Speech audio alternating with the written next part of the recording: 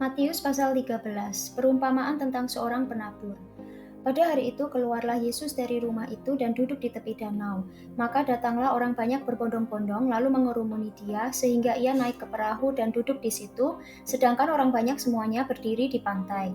Dan ia mengucapkan banyak hal dalam perumpamaan kepada mereka. Katanya, adalah seorang penabur keluar untuk menabur. Pada waktu ia menabur, sebagian benih itu jatuh di pinggir jalan, lalu datanglah burung dan memakannya sampai habis. Sebagian jatuh di tanah yang berbatu-batu yang tidak banyak tanahnya, lalu benih itu pun segera tumbuh karena tanahnya tipis.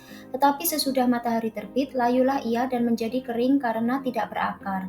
Sebagian lagi jatuh di tengah semak duri, lalu makin besarlah semak itu dan menghimpitnya sampai mati. Dan sebagian jatuh di tanah yang baik, lalu berbuah. Ada yang 100 kali lipat, ada yang 60 kali lipat, ada yang 30 kali lipat. Siapa bertelinga, hendaklah ia mendengar.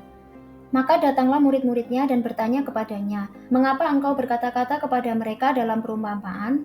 Jawab Yesus, "Kepadamu diberi karunia untuk mengetahui rahasia kerajaan surga, tetapi kepada mereka tidak. Karena siapa yang mempunyai kepadanya akan diberi, sehingga ia berkelimpahan. Tetapi siapa yang tidak mempunyai, apapun juga yang ada padanya akan diambil daripadanya. Itulah sebabnya aku berkata-kata dalam perumpamaan kepada mereka, karena sekalipun melihat mereka tidak melihat, dan sekalipun mendengar mereka tidak mendengar dan tidak mengerti. Maka pada mereka genaplah nubuat Yesaya yang berbunyi, kamu akan mendengar dan mendengar, namun tidak mengerti, kamu akan melihat dan melihat, namun tidak menanggap. Sebab hati bangsa ini telah menebal dan telinganya berat mendengar, dan matanya melekat tertutup, supaya jangan mereka melihat dengan matanya dan mendengar dengan telinganya dan mengerti dengan hatinya, lalu berbalik sehingga aku menyembuhkan mereka. Tetapi berbahagialah matamu karena melihat dan telingamu karena mendengar.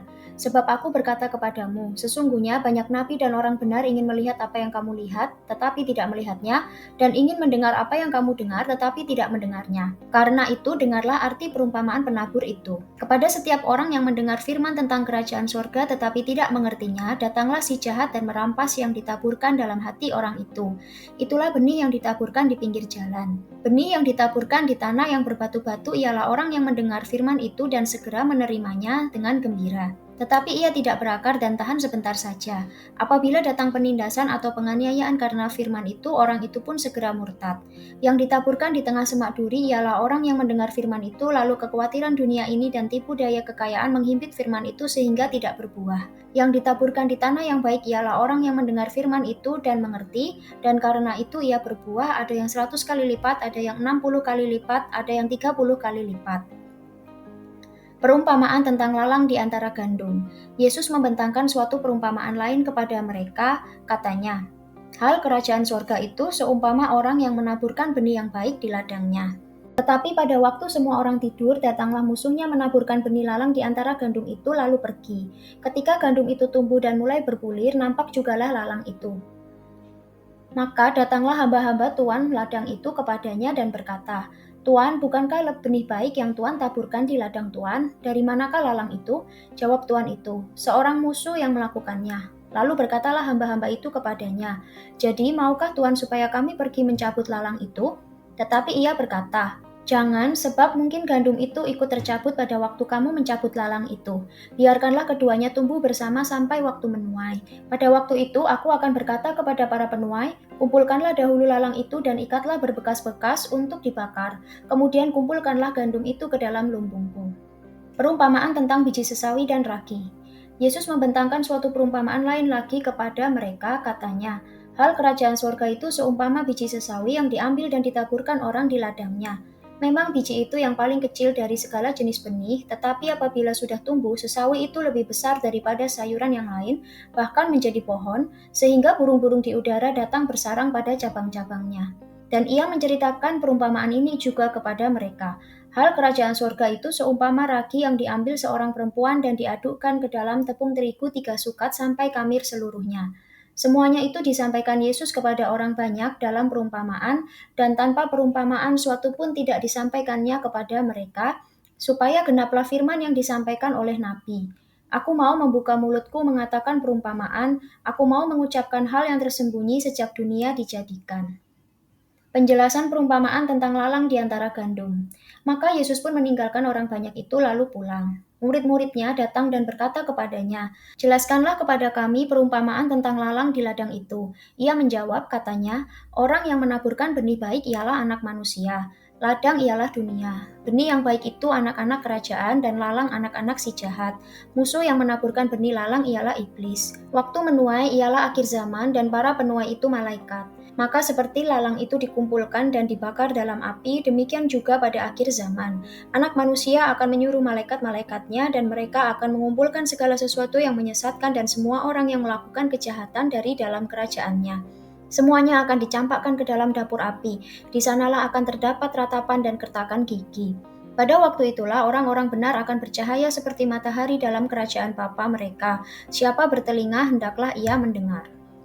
Perumpamaan tentang harta terpendam dan mutiara yang berharga. Hal kerajaan surga itu seumpama harta yang terpendam di ladang yang ditemukan orang, lalu dipendamkannya lagi. Oleh sebab sukacitanya, pergilah ia menjual seluruh miliknya lalu membeli ladang itu. Demikian pula hal kerajaan surga itu seumpama seorang pedagang yang mencari mutiara yang indah. Setelah ditemukannya mutiara yang sangat berharga, ia pun pergi menjual seluruh miliknya lalu membeli mutiara itu. Perumpamaan tentang pukat. Demikian pula hal kerajaan surga itu seumpama pukat yang dilabuhkan di laut, lalu mengumpulkan berbagai-bagai jenis ikan.